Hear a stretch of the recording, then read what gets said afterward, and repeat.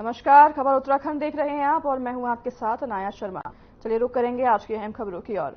उत्तराखंड क्रांति दल के पूर्व केंद्रीय अध्यक्ष त्रिवेंद्र सिंह पवार ने कहा कि भू कानून को लेकर उत्तराखंड की जनता में जो गुस्सा दिखाई दे रहा है वो स्वाभाविक ही है, जिसका कारण है राष्ट्रीय दलों कांग्रेस और बीजेपी द्वारा लोगों की भावनाओं को आहत किया जाना। और इसी के साथ ये बात त्रिवेंद्र सिंह पवार ने ऋषिकेश में आयोजित पत्रकार वार्ता के दौरान की है। उन्होंने यह भी कहा है कि राज्य की जनता का भू कानून की मांग किया जाना समय के अनुसार आवश्यक हो गया है, क्योंकि जिनकी भावना उत्तराखंड में वर्ष 1950 से रह रहे सभी वर्गों के लोगों को उनके अधिकारों को दिलाया जाना है। वहीं उन्होंने कहा कि उत्तराखंड में जो पहले औद्योगिक धंधे थे उन्हें जमीनों का आवंटन किया गया था। और इसी के साथ पवार ने आगे यह भी कहा है कि वो उत्तराखंड की जनता के हित में जमीनों के स्वामित्व का अधिकार दिए जाने और भू कानून बनाए जाने की मांग को लेकर 1 जनवरी से ब्लॉक स्तर पर प्रदर्शन आंदोलन करेगी।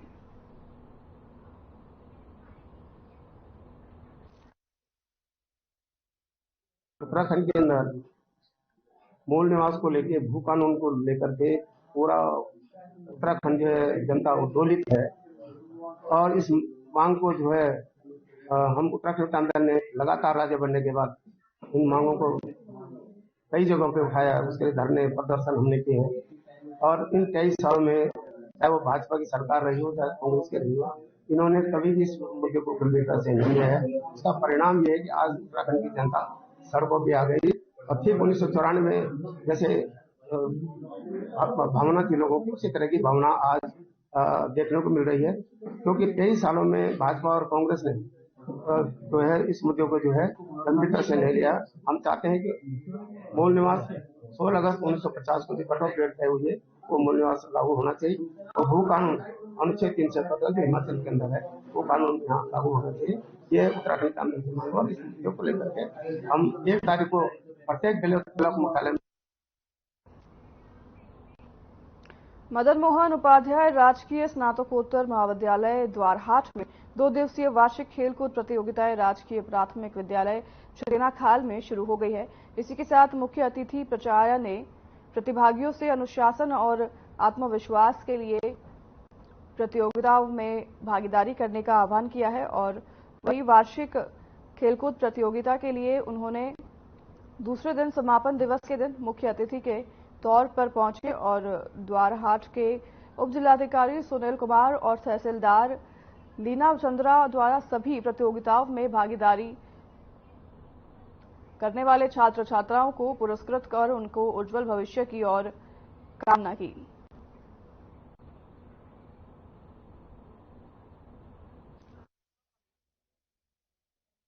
हूँ महाविद्यालय द्वारहाट परिवार का।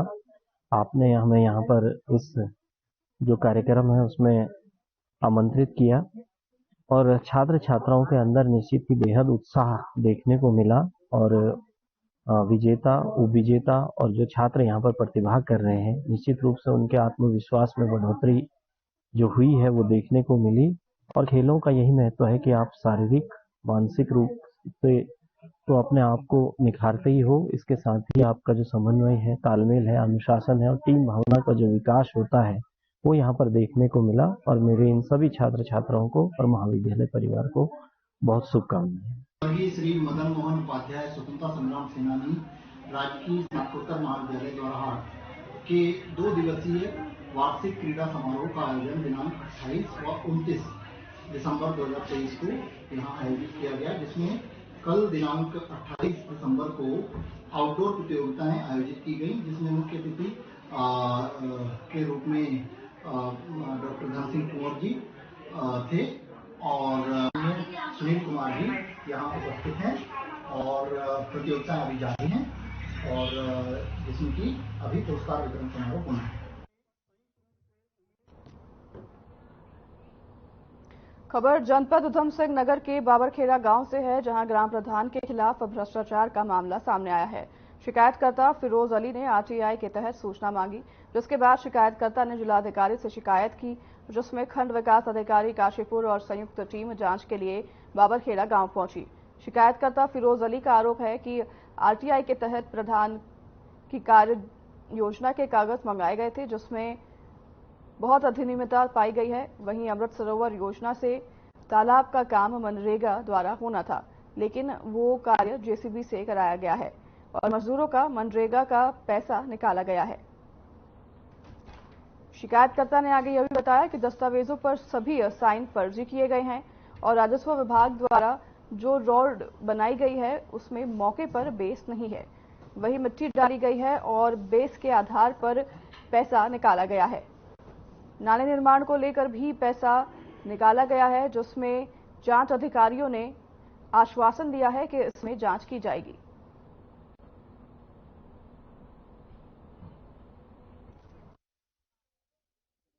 कहना क्या जा रहा है साहब, इसमें काम तो हुए ही है, मौके पे काम सब हुए हुए हैं और इन्हीं लोगों के घर पे मतलब ये रास्ते भी बने हुए हैं। जिन लोगों को शिकायत करता है जो लोग, इन्हीं के वो रास्ते बने हुए हैं। 4 साल रास्तों के बने हुए हो गए हैं। अब इन लोगों का क्या है कि एक रंगदारी मांगने का जो है इनका बिजनेस बन गया है। मुझसे जो है 5 लाख रुपयों की फिरौती मांगी इन लोगों ने। 5 लाख रुपए के भाई अगर तुम नहीं मांगो तो मैं सूचना मांगूंगा, अगर तुम फिरौती नहीं दे तो 5 लाख की तो मैं सूचना मांगूंगा। तो इन लोगों का बस ये धंधा हो गया है और कोई बात नहीं है। मौके पे सारे काम फिट है, उस पर भी सब काम हुआ है। टीवी से वो काम नहीं हुआ है, तालाब वाला काम नहीं हुआ है। जो उस पर थोड़ा जो कब्जा हुआ था वो कब्जा उसे जेसीबी से हटवाया गया था। जो बाबरखेड़ा में फिरोज अली के द्वारा जो शिकायत की गई थी उसकी आज जांच का यहाँ पर कार्यक्रम है। खुली जांच हो रही है पंचायत घर बाबरखेड़ा में। इसमें जांच के सभी बिंदुओं को शामिल करते हुए जो भी अनियमितता आएगी वो जांच के बाद दृष्टिगोचर होगी। आज जांच की प्रक्रिया गतिमान है। संयुक्त समिति इसकी जांच कर रही है। अभिलेखों का भी निरीक्षण किया जाएगा, साइट का निरीक्षण किया जाएगा। उसके बाद जो भी स्थिति आएगी वो आपके सामने स्पष्ट हो जाएगी। खबर पौड़ी से है, जहां हेमवती बहुगुणा विश्वविद्यालय का समापन का स्वर्ण कार्यक्रम पूरा हो चुका है और इसी के साथ आपको बता दें कि इस कार्यक्रम में जानकारी देते हुए छात्र संघ अध्यक्ष ऋत्विक सिंह असवाल ने बताया कि पहले दिन स्वर्ण जयंती समारोह में बतौर मुख्य अतिथि गढ़वाल सांसद तीरथ सिंह रावत और विधायक राजकुमार पौड़ी ने कार्यक्रम में शिरकत की है। इसके साथ ही बीजीआर परिसर पौड़ी में आयोजित सांस्कृतिक कार्यक्रमों में छात्र छात्राओं ने प्रस्तुतियां दी हैं। तो वहीं दूसरे दिन आयोजित छात्र संघ उद्घाटन समारोह में कर्नल अजय कोठियाल की जगह उनके प्रतिनिधि आर्डनरी कैप्टन तेजपाल सिंह नेगी ने कार्यक्रम में हिस्सा लिया है। सबके बीच आकर्षण का पल वो रहा जब लोक गायक सौरभ मेठानी के गीतों पर छात्र जमकर घूमते हुए नजर आए। हेमवती नंदन बहुगुणा गढ़वाल विश्वविद्यालय की स्थापना का स्वर्ण जयंती समारोह का समापन हो गया है।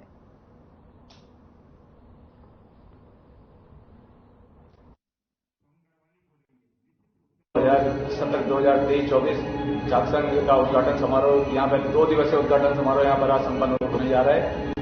ये हमारा परम सौभाग्य है कि हमें ये अवसर मिला कि हम 2 दिवसीय पहली बार ऐसा हो रहा है इतिहास में कि 2 दिवसीय उद्घाटन समारोह यहाँ पर मनाया जा रहा है। ये बहुत हर्ष का विषय है कि हमारे कार्यकाल में स्वर्ण जयंती भी विश्वविद्यालय की मनाई गई और छात्र उद्घाटन समारोह के साथ ही साथ रहा, जिसमें लोक गायक सौरभ मेठानी जी इसमें उपस्थित हैं, जिसकी काफी लोकप्रियता बच्चों में रही है।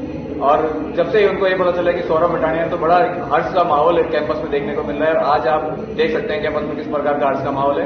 लगातार हमारी पहल रही है, हम अपने कल्चर को, अपने जो हमारा पहाड़ी कल्चर है, हम उसको बढ़ावा देना चाहते हैं। इसलिए हमारी जो थीम थी ये 2 दिवसीय उद्घाटन समारोह की एक कल्चरल फेस्ट के नाम से थी, जिसका कल का थीम था एकता में, जिसमें अनेक देश के कोने से राज्यों से यहाँ बच्चे आते हैं। उन्होंने अपने कल्चर की एक छोटी प्रदर्शनी यहाँ कल उनके द्वारा दिखाई गई थी। पहले तो सबको सौरभ मेठानी का प्रणाम।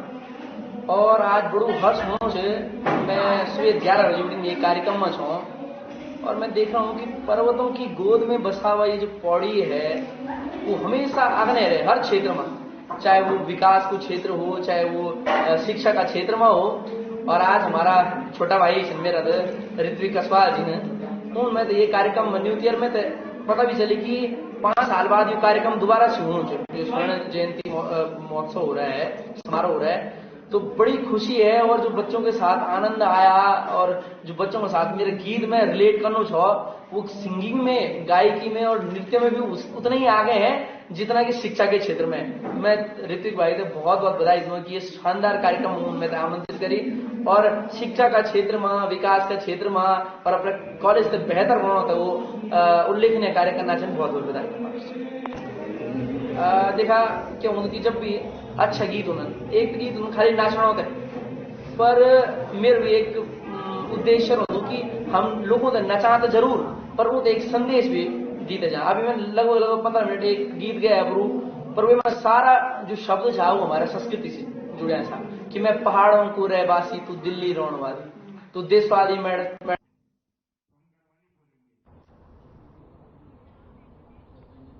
खबर पौड़ी से, जहां एसएसपी पौड़ी श्वेता चौबे ने आगामी नए साल को मद्देनजर रखते हुए सभी थाना अध्यक्षों को सुरक्षा के पुख्ता इंतजाम करने के लिए निर्देश जारी कर दिए हैं। एसएसपी श्वेता चौबे ने बताया कि नए साल के दिन श्रीनगर लक्ष्मण झूला, लेसडाउन, कोटद्वार में ज्यादा संख्या में युवा और पर्यटक पार्टी कर हुड़दंग मचाते हैं, जिस पर रोक लगाने के लिए सभी थाना अध्यक्षों को निर्देश जारी कर दिए गए हैं। उन्होंने ये भी बताया कि पुलिस जगह जगह शराब पीकर वाहन चलाने वालों के विरुद्ध भी कार्रवाई कर रही है।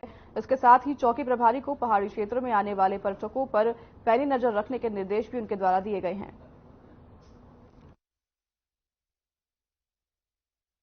31 को काफी संख्या में सैलानियों, पर्यटकों का आगमन रहता है। जनपद पौड़ी में स्पेशली लैंसडाउन का एरिया हो, लक्ष्मण झूला हो, काफी संख्या में होटल्स व रिजॉर्ट्स हैं। संबंधित थाना प्रभारियों को निर्देश दिए गए थे, जिसके क्रम में सभी होटल ओनर्स व रिजॉर्ट ओनर्स के साथ बैठक भी कर ली गई है और उनको प्रॉपर निर्देश दिए गए हैं कि जहां पे भी पर्यटक आ रहे हैं प्रॉपर उनका वेरिफिकेशन जरूर करवा लिया जाए। जो होटल या रिजॉर्ट्स में सीसीटीवी कैमरे लगे हैं उन्हें जरूर चेक कर लिया जाए और कहीं पे भी नए साल में अगर हुड़दंग की शिकायत आती है तो उसमें निरोधात्मक कार्रवाई हेतु निर्देश दिए गए हैं। शराब पीकर वाहन चलाने वालों के खिलाफ भी कार्रवाई हेतु निर्देश दिए गए हैं। जगह जगह जो हमारे यातायात निरीक्षक व टीएसआई हैं उनको बताया गया है कि आल्कोमीटर के द्वारा भी चेकिंग सुनिश्चित करवाएंगे। एसपी देहात कमलेश उपाध्याय ने होटल कारोबारियों के साथ बैठक की। बैठक में नए साल के जश्न को लेकर विस्तृत रूप से चर्चा की। शहर में नए साल का जश्न हर्षोल्लास के साथ शांतिपूर्वक तरीके से मनाया गया और इसके लिए पुलिस ने पुख्ता प्रबंध कर लिए हैं। पुलिस ने होटल कारोबारी के साथ बैठक कर उन्हें कई दिशा निर्देश भी जारी किए हैं, जिससे कि नए साल के जश्न में किसी भी प्रकार का विघ्न न पड़े। एसपी देहात ने होटल कारोबारियों से नए साल की पार्टी करने वालों की लिस्ट मांगी है। होटल कारोबारियों से नए साल के जश्न को शांतिपूर्वक तरीके से संपन्न करने के लिए सुझाव भी लिए। वहीं होटल कारोबारियों ने एसपी देहात को बताया कि नए साल के उपलक्ष्य में पुलिस का ट्रैफिक प्लान लागू होना है, जिसके तहत बाहर से आने वाले पर्यटकों के वाहन नेपाली फार्म में डायरेक्ट किए जाएंगे। ऐसे में शहर के अंदर जिन होटलों में बुकिंग हुई है उन पर्यटकों के लिए परेशानी होगी, इसलिए शहर के होटल में आने वाले पर्यटकों के लिए पुलिस व्यवस्था बनाई जाए। चूंकि नववर्ष आ रहा है तो उसी के अंतर्गत आज एक मीटिंग रखी गई थी होटल व्यवसायी के साथ कि जहां जहां पे भी ऐसे प्रोग्राम्स चल रहे हैं तो उसकी इंटीमेशन देने के लिए बताया गया है ताकि वहां पे प्रॉपर पुलिस प्रबंध किया जा सके। और उसी के परिप्रेक्ष्य में, और क्योंकि यहाँ पे उस समय ट्रैफिक का भी काफी दबाव रहता है तो उसके परिप्रेक्ष्य में भी उनका सुझाव लिए गए कि वो क्या एक्सपेक्ट कर रहे हैं पुलिस से, क्योंकि हम लोग डाइवर्जन भी तब लागू करते हैं। तो उसी में उनकी कुछ क्वेरीज थी जिसका निस्तारण किया गया है और बाकी हम कोशिश करेंगे कि कम से कम असुविधा हो लोगों को, तो इसके लिए हम पूरा एक प्लान तैयार कर रहे हैं। बाकी चूंकि नववर्ष के अंतर्गत हम लोगों ने इसको एक सुपर जोन, पूरे रायवाला ऋषिकेश को एक सुपर जोन, 2 जोन्स और 6 सेक्टर्स में बांटा है और उसमें हम प्रॉपर ड्यूटीज भी लगेंगी, प्लेन क्लोज में भी ड्यूटीज लगाई जाएंगी और ताकि निर्बाध रूप से ट्रैफिक भी चलता रहे और किसी को भी कोई असुविधा ना हो। सुपर जोन की जिम्मेदारी किस अधिकारी पर रहेगी? सुपर जोन की जिम्मेदारी यहाँ पे सीओ ऋषिकेश हैं, उन पे रहेगी और जो 2 जोन्स हैं उसमें हमारे दोनों इंस्पेक्टर्स, इंस्पेक्टर रायवाला और इंस्पेक्टर ऋषिकेश रहेंगे। और सेक्टर्स में जो 6 सेक्टर्स हैं, क्योंकि हमारे यहाँ पे 6 चौकियां हैं इस क्षेत्र में,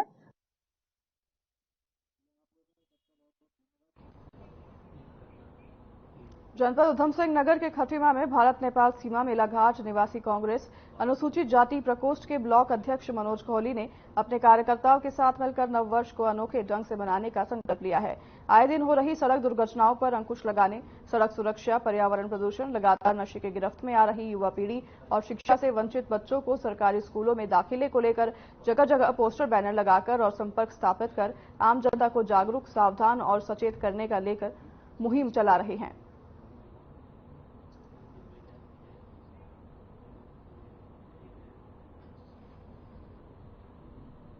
कांग्रेस का जागरूकता अभियान शुरू हो गया है, जिसमें अनोखे ढंग से नववर्ष मनाने के लिए सभी को अपील की गई है।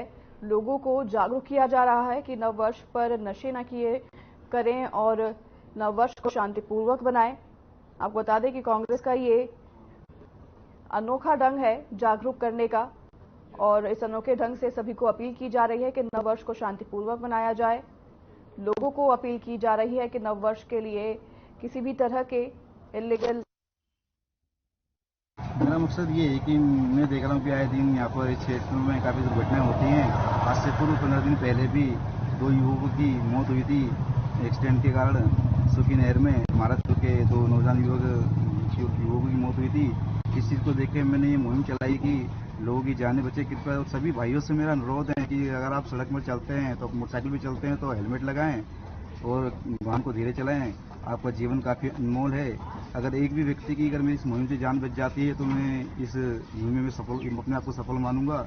मेरा सभी से निवेदन है, सभी से आग्रह है कि आप अगर सड़क पर चलते हैं तो वाहन को धीरे चलाएं और अपनी सेफ्टी को देखते हुए वाहन को चलाएं। सभी से मेरा यही निवेदन है। और अभी नए साल के दिन भी मैंने देखा है कि 31 के दिन काफ़ी मेरे भाई लोग जो सड़क पर चलते काफ़ी तेज़ी से गाड़ी चलाते हैं। उनसे मेरा अनुरोध है कि आप अपने परिवार को देखें और अपने शरीर को देखें और सबका ध्यान में रखते हुए आप वाहन को धीरे चलाएं।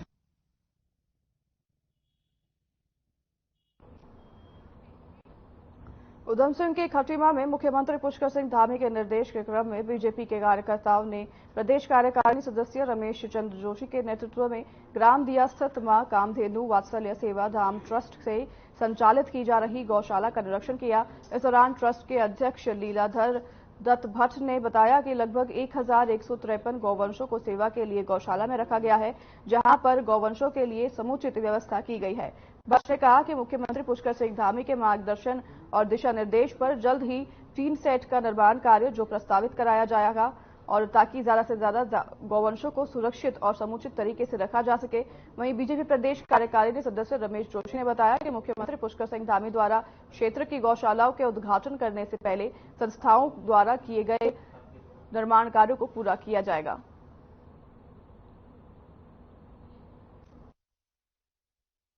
माननीय मुख्यमंत्री जी के दिशा निर्देशानुसार हमने आज इस गौशाला के में आकर के इसका निरीक्षण किया है और जो इसमें तमाम किस्म के कार्य हुए हैं उन सबको देखा है और जो काम इसमें अभी रह गए हैं उसके बारे में विस्तृत रिपोर्ट तैयार की जा रही है और माननीय मुख्यमंत्री जी के पास उसको भेजा जाएगा और जो भी इसमें और कार्य होने हैं उन सब कार्यों को कराया जाएगा, क्योंकि ये माननीय मुख्यमंत्री जी का ड्रीम प्रोजेक्ट है और इस खटीमा क्षेत्र के तमाम जनता का और किसानों के जो अपने क्या कहते हैं खेतियों का नुकसान हो रहा था और दुर्घटनाएं घटित हो रही थी, उन सबको रोकने के लिए माननीय मुख्यमंत्री जी द्वारा इस गौशाला का निर्माण करवाया गया है, जो अब अपने बिल्कुल अंतिम चरण। रामनगर कोतवाली पुलिस ने लाखों रुपए की कीमत के अवैध गांजे के साथ 2 तस्करों को गिरफ्तार किया है।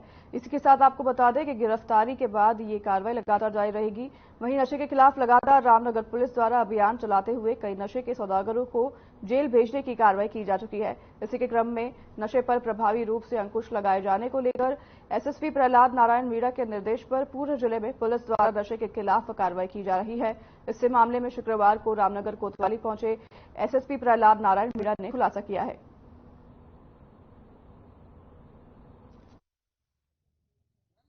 देखिए, जैसे माननीय मुख्यमंत्री जी का 2025 ड्रग फ्री देश का एक अभियान है, तो उसी में हम सब लोग प्रयास कर रहे हैं और हमारी जितनी भी टीम है वो भी समय समय पर इस क्षेत्र में कार्य करती है। हमारी रामनगर थाने की जो टीम है उसके द्वारा कल 2 गिरफ्तारी की गई, जिसमें डॉग के कब्जे से 62 किलो अवैध गांजे बरामद की और इसमें एक जो स्कॉर्पियो कार है उसका चीज कहाँ से लेके आते हैं?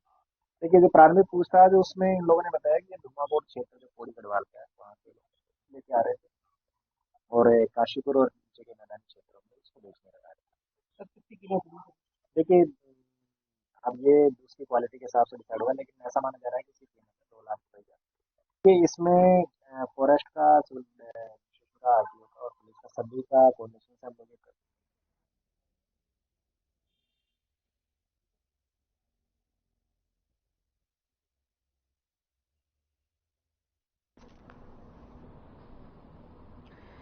नशा तस्करों को गिरफ्तार किया गया है। आपको बता दें कि पुलिस की कार्रवाई लगातार जारी है और तस्करों के कब्जे से अवैध तस्करों को गिरफ्तार किया है पुलिस ने और ये पुलिस की कार्रवाई लगातार जारी है। इसमें अवैध गांजे भी बरामद किए हैं तस्करों के कब्जे से पुलिस ने और पुलिस का कहना है कि पुलिस लगातार ये कार्रवाई जारी रखेगी आगे भी और पुलिस की ये बड़ी कार्रवाई जिसमें पुलिस को सफलता हासिल हुई है, जिसमें पुलिस ने नशा तस्करों को अपने अभियान के तहत गिरफ्तार किया है और इस गिरफ्तारी के बाद उनके कब्जे से अवैध गांजा भी भारी मात्रा में बरामद किए गए हैं। पुलिस का कहना है कि ये कार्रवाई लगातार उनकी जारी रहेगी आगे भी। आपको बता दें कि नया साल आने वाला है जिसे देखकर पुलिस अलर्ट मोड पर है और पुलिस ने इसी को लेकर अब नशा तस्करों के खिलाफ भी अभियान शुरू कर दिया है।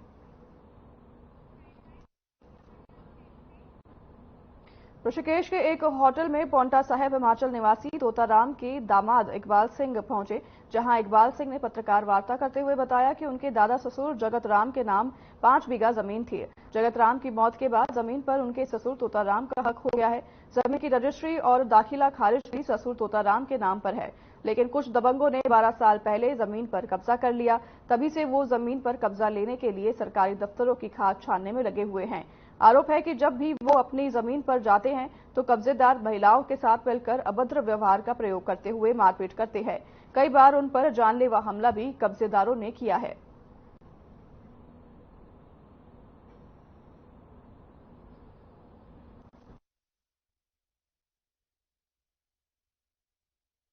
मैं डोईवाला में रहता हूँ, मेरा नाम इकबाल सिंह है। हम ये आपको बता रहे हैं, हमारी जमीन है वहाँ पे माजरी में मारथम घाट में और हम लोग वहाँ पे करीबन 12 साल हो गए करीबन उनका कब्जा है। किसी जोगिंदर सिंह है और एक और देवेंद्र सिंह है और एक का नाम रूप सिंह है और ये तीन चार बंदे और औरतें वगैरह लेके आते हैं। जब भी हम लोग आते हैं जमीन बेचने के लिए या दिखाने आते हैं, ये मार पिटाई शुरू कर देते हैं या गाली गलौज देना शुरू कर देंगे। मतलब किसी को ना हमें जमीन दिखाने देते हैं ना हम कभी जमीन नापने देते हैं। जब भी आते हैं हम लोग झगड़ा करते हैं। ये जमीन है करीबन 3 बीघा 8 बिस्सा जमीन है और कुल मिला के वैसे जमीन करीबन घर समेत 5 बीघा जमीन है। ये शिकायत भी की है आपने? हाँ जी, हमने डोईवाला में शिकायत करी है और एसडीएम को करी है, एसडीएम और तहसीलदार को करी है, ऊपर देहरादून में भी करी है हम लोगों ने और हमारी कोई सुनाई नहीं होती है। यहाँ पे करीबन ज्यादा से ज्यादा यहाँ पे अधिकारी चेंज होते रहते हैं डोईवाला में और उस वजह से हमें बड़ी दिक्कत आती है। ये लोग आपराधिक प्रवृत्ति के लोग हैं जिन्होंने कब्जा किया हुआ है? हाँ जी, ये बहुत ज्यादा है और गुंडागर्दी पे उतर जाते हैं, एकदम मार पिटाई शुरू करते हैं और गाली गलौज करते हैं और मार पिटाई करते हैं और इन्होंने औरतें कर रखी सबसे आगे, दारू पिलाते हैं उन्हें औरतों को और मार पिटाई शुरू करते हैं। कोहरे से बचाव हेतु रिफ्लेक्टर जैकेट व हीटर और वायरलेस को उच्च तकनीकी से लैस हाई टेक लैपटॉप वितरण किया गया है। सीएसआर स्कीम के अंतर्गत 500 रिफ्लेक्टर जैकेट बांटे गए हैं और उधम सिंह नगर में बदलते हुए मौसम, घने कोहरे व दुर्घटना से बचाने के लिए एक बहुत बड़ा काम किया जा रहा है। एसएसपी द्वारा जनपद पुलिस की ओर से हर्ष फाउंडेशन को वाहन प्रदान करने हेतु धन्यवाद एवं आभार ज्ञापित किया गया है। क्योंकि लगातार हम पुलिस मॉडर्नाइजेशन में हम काम करते रहे, पुलिस को बहुत ज्यादा तकनीकी रूप से मजबूत करें, तो इसी के दिशा में जो है विभिन्न मदों में हमने खरीदारी करी थी। जो लैपटॉप्स है हाई पावर लैपटॉप्स है, एसओजी की वो पुराने लैपटॉप्स हो चुके थे, तो एक्सट्रीमली हाई पावर कॉन्फ़िगरेशन का मतलब ग्राफिक्स वाला कैपेबिलिटी का लैपटॉप्स है। तो उस कैपेबिलिटी का लैपटॉप्स को हमने एसओजी को, वायरलेस को, एलआईयू को और सीओ ऑप्स को कुल मिला के 5 लैपटॉप्स वितरण किया है। उसके अलावा हंस फाउंडेशन द्वारा आपको पता होगा पिछले 2 माह पहले ही उन्होंने उसको पैसा रिलीज कर दिया था और सांकेतिक रूप से हमने व्हाइट गाड़ियां परचेज भी कर दिया था। महिला सशक्तिकरण और महिला पुलिस की सशक्तिकरण और सुदृढ़ीकरण के लिए थानों को सशक्तिकरण और कैपेबिलिटी बढ़ाने हेतु टोटल 17 होंडा एक्टिवा गाड़ियों को हमें दान के रूप में हंस फाउंडेशन ने उपलब्ध कराई थी। आज हंस फाउंडेशन के पदाधिकारी के मौजूदगी में हम लोगों ने इसका सांकेतिक रूप से हैंडओवर किया और उसका फ्लैग ऑफ भी किया। आप देख पा रहे हैं वहाँ पे बहुत ही स्टेट ऑफ द आर्ट गाड़ियां हैं और बेहतर पुलिसिंग के लिए ये बहुत कंट्रीब्यूट करेंगी। थानों में पहले से ही पीएसपी ने गाड़ियां बहुत अच्छे दे दिया हमें, अब हमें बाइक्स भी मिल गई है, तो आई एम वेरी हैप्पी।